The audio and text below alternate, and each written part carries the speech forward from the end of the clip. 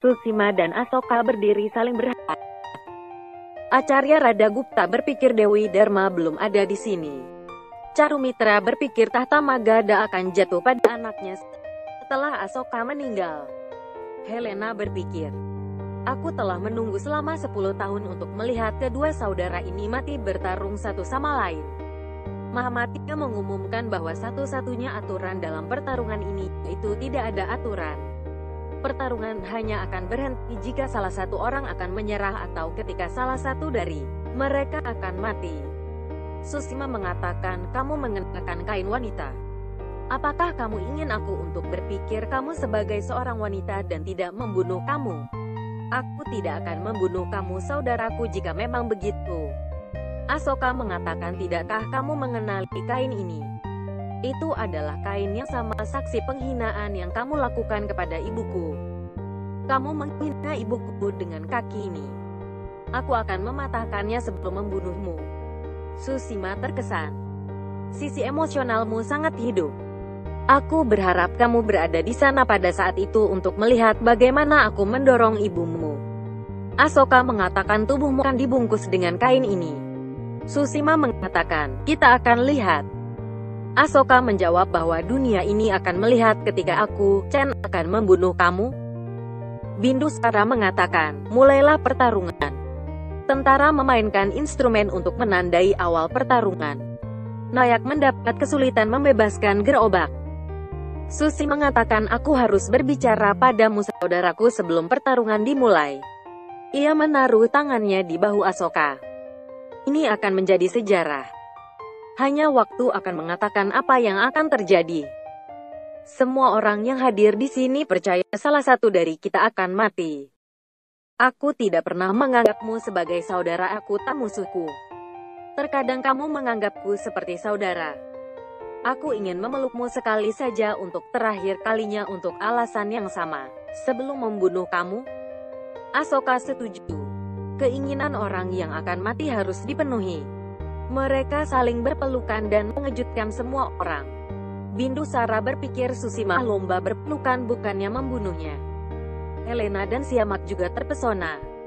Susima menancapkan pin di punggung Asoka. Asoka terpengaruh oleh itu. Susima mendorong Asoka dan jatuh di tanah. Orang-orang berdiri kaget. Dharma meraskan itu dan mengatakan, Asoka berada dalam bahaya. Aku tidak sabar lagi. Dia berlari bersama Fit. Acarya Radagupta memeriksa Asoka. Satu acarya mengatakan bagaimana bisa mungkin membunuh Chen, bahkan tanpa menyakitinya. Bindusara bertanya pada Susima apa yang dia lakukan pada Chen. Susima berlagak seolah tidak bersalah. Aku hanya memberinya cinta tapi ia tidak bisa tahan. Aku tidak melakukan apapun. Orang-orang yakin Susima melakukan sesuatu pada Chen. Bindusara mengatakan, aku malu atas tindakanmu jika kamu telah berlaku curang. Carumitra mengatakan, mengapa anakku selalu disalahkan untuk segala sesuatu yang tidak beres. Dia tidak melakukan apapun. Ketika seorang ayah meragukan anaknya dan tidak mempercayainya, lalu apa yang akan warga lakukan? Siamak berpikir India mulai bertindak di mana saja, di mana-mana dan sepanjang waktu. Helena tidak setuju. Penantianku tidak bisa berakhir dengan semudah ini. Kaurvaki terlihat berlari di hutan. Dia lelah tapi menolak untuk beristirahat. Jika ayah tahu bahwa itu adalah Bella, pasti dia akan mencoba untuk mencari aku. Aku tidak bisa membiarkan siapapun yang datang di antara aku dan Asoka.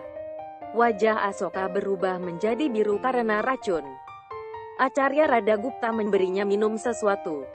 Aku tahu Carumitra dan Susma akan melakukan sesuatu sebelumnya, jadi aku datang dengan semua solusi yang mungkin. Susima tersenyum melihat kondisi Asoka. Kilas balik ditampilkan. Carumitra memberikan pin untuk Susima. Kecil tapi memiliki racun yang berbahaya. Kemenanganmu bisa dipastikan setelah itu. Asoka telah kembali dari kematian berkali-kali sebelumnya, tapi tidak kali ini. Kali ini ia akan memohon hidupnya dari kamu. Kilas balik berakhir. Carumitra berpikir Asoka sedang sekarat, tapi sayang, Dharma tidak di sini. Dia akan kehilangan anak di depan matanya sendiri. Dia akan merasakan bagaimana sakitnya kehilangan anak kamu. Dharma dan Vi terjatuh saat berlari.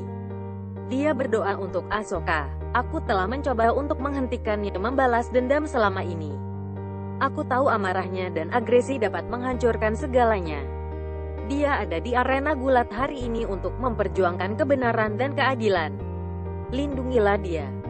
Jika terjadi sesuatu kepadanya, maka itu akan menjadi kekalahan Dharma, Magadha dan seluruh India. Asoka kembali sadar dan mengejutkan Susima, Mahamadya dan Charumitra. Susima terlihat marah ketika orang-orang sekarang tersenyum lega. Mahamadya mengatakan petarung ini tidak akan menyerah begitu mudah. Kita akan melihat siapa yang menang hari ini. Susima dan Asoka memulai pertarungan mereka. Susima menutupi matanya karena sinar dari kalungnya menyakitinya. Asoka memukulnya. Ia mengingat semua peristiwa saat Susima menyalahkannya atas setiap tindakan yang salah dan bagaimana ia mengambil keuntungan saat situasi perang. Susima tidak mampu menyerang Asoka karena kalungnya. Asoka memikirkan bagaimana Susima memukul ibunya saat ia meninggalkan Magadha. Dia terus menghajar Susima atas semua kesalahan yang telah dilakukan untuknya dan keluarganya. Setiap orang terpesona. Mahamadya bertanya-tanya bagaimana hal itu bisa terjadi.